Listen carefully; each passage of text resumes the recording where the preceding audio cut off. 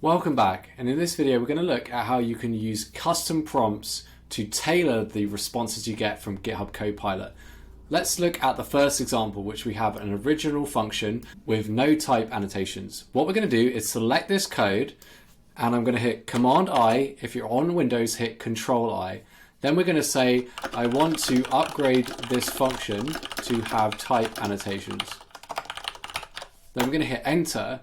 And just like the other slash commands that you were seeing in the previous video, we can actually provide custom prompts to GitHub Copilot. I'm going to accept this recommendation. Let's have a look at another example. Maybe we want to simplify, but we want to do it in a way that makes sense for us. So rather than using the /simplify, we're going to say simplify this function, but remember to add in some useful comments. So not only can we tell it to simplify the function, but we can also tell it to add in interesting comments that might help other software engineers on your team to really understand the code while still simplifying it.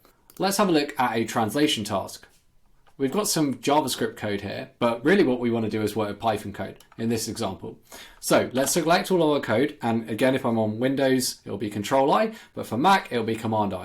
Then we're going to say, translate this function into Python. And you can see after we've got that generation, we've then got our Python function. So we can translate code directly inside of GitHub Copilot via a custom prompt. What other things can we do? We could also tell it to improve the function. So we could say /simplify, improve this function by adding error checking and handling edge cases.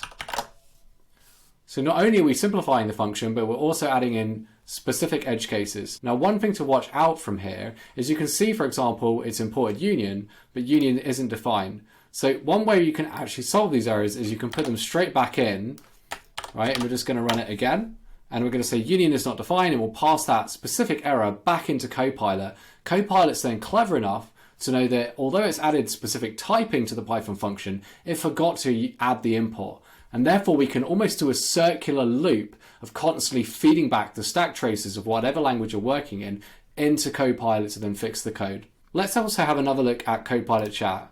You can ask general questions in here. So like, explain and write a bubble sort algorithm in Python.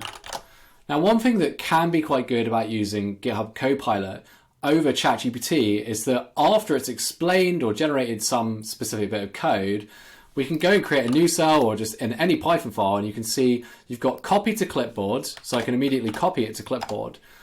On the left-hand side, I've also got this insert at cursor, which is quite nice because, rather than having to go to ChatGPT and click copy code, I can just click one button and boom, my code is directly inside of the file, right? So that's really, really fast. You can also run it directly on the terminal by clicking the triple dots or insert it into a new file. So this gives you a bit more flexibility when you feel like being in the flow, and rather than just having to constantly have one screen with ChatGPT and one screen with GitHub Copilot. I do still find that ChatGPT is better for exploring, especially powered by the GPT-4 model, but it can be quite nice to be in the flow of code and just using GitHub Copilot chat. Cool. I'll see you in the next one.